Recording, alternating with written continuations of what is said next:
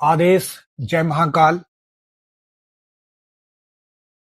साधको, क्या तुम उस प्यासे की तरह हो जो कुएं के पास तो खड़ा है पर उसे पानी निकालने का तरीका ही नहीं पता? बहुत से साधक ऐसे हैं जो दीपक जलाते हैं, हाथ जोड़ते हैं और चले जाते हैं। उन्हें लगता है कि दीपक सिर्फ रोशनी के लिए है। पर एक बात आपको समझनी होगी, कान खोलकर। अघोर मार्ग में दीपक मात्र मिट्टी का बर्तन नहीं, वो एक पुल है, ब्रिज है तुम्हारे और उन दिव्य शक्तियों के बीच। अगर दीपक सही विधि से ना जलाया जाए तो वो सिर्फ तेल जलाता है, तुम्हारी किस्मत नहीं।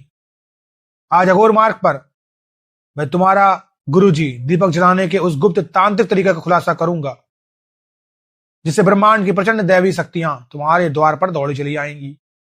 सावधान रहना, क्योंकि जब दिव्य अग्नि जागती है तो वो सब कुछ बदल कर खाक कर देती है।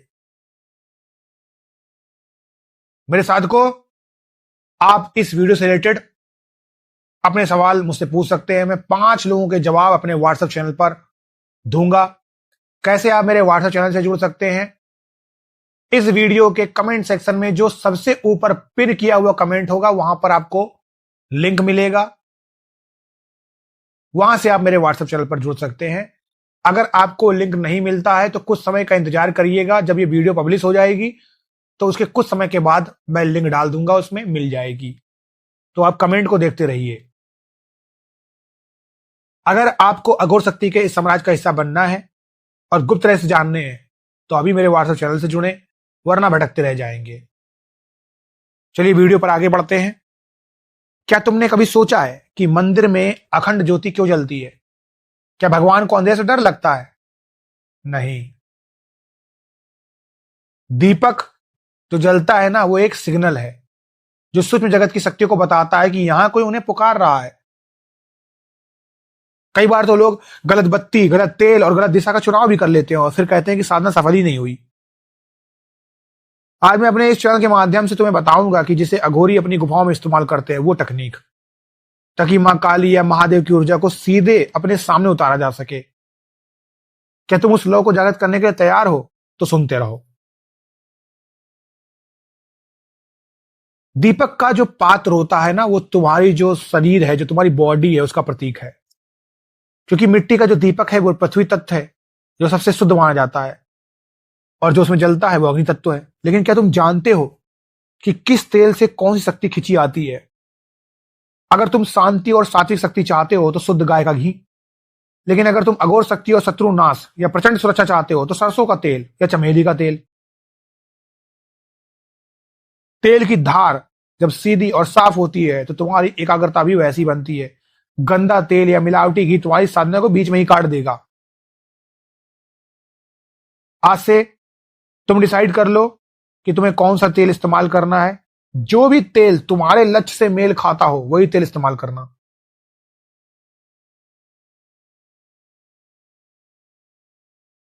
एक बात और समझ लीजिए, जो दूसरा गुप्त सूत्र है दीपक की बाती का। लोग बाजार से बनी बनाई बातियां ले आते हैं, जो सबसे बड़ी भूल है। बत्ती हमेशा अपने हाथ से बनाओ। देखो, अगर तुम धन की देवी को बुलाना चाहते हो तो लाल धागे यानी कलावा की बत्ती बनाओ। अगर तुम पितरों को मनाना चाहते हो तो सफेद रुई की बत्ती को। और अगर तुम तांत्रिक सिद्धि चाहते हो तो बत्ती में कपूर और लौंग का अंश डालो। ये बातें कोई नहीं बताता है, और जो सुन रहा है, जो मुझसे जुड़ा है, वो भाग्यशाली है। बत्ती की लंबाई और उसका खड़ा होना इस बात को तय करता है कि तुम्हारी आवाज ब्रह्मांड में कितनी ऊंचाई तक जाएगी। जब तुम खुद बत्ती बनाते हो तो तुम अपनी ऊर्जा उस रुई में डाल रहे हो। और दूसरा बात, दीपक कहां रखा है यह उसकी शक्ति तय करता है। अगर तुम दीपक को सीधे जमीन पर रखते हो तो उसकी सारी ऊर्जा पाताल में चली जाएगी। दीपक को हमेशा एक आसन दो, चाहे वो चावल की ढेरी हो, फूलों की पंखुड़ी हो या तांबे की प्लेट। मैं आपको इस बात की गारंटी दे सकता हूं, 90% लोग गलतियां करते ही होंगे। ये तीनों 90%, 10% बहुत बुद्धिमान होंगे और अलग ही ग्रह से आए होंगे तो बात अलग है। लेकिन 90% ही गलतियां करते हैं क्योंकि वो सोचते हैं कि दिया जलाया बर रख दो। एक बात समझ लीजिए और मैं आपको बता रहा हूं क्लियर, दीपक को हमेशा एक आसन दो, चाहे वो चावल की ढेरी हो, फूलों की पंखुड़ी हो या तांबे की प्लेट हो। पूर्व दिशा ज्ञान के लिए है, उत्तर दिशा धन के लिए और अवसर के लिए। लेकिन अगर तुम अपनी साधना में देवी को बुलाना चाहते हो तो दीपक की लौ का मुख हमेशा ईस्ट की प्रतिमा की ओर या उत्तर पूर्व, जिसे हम ईशान कोण कहते हैं वास्तु में, उसकी ओर होना चाहिए। गलत दिशा में जलाया गया दीपक तुम्हें फायदे के बजाय मानसिक अशांति दे देगा। और अब वो बात जो पूरे यूट्यूब में कहीं नहीं मिलेगी, कोई नहीं बताएगा, दीपक का कीलन। और अब तो 90% के 100% लोग नहीं करते हैं। ये बात मैं कह रहा हूं।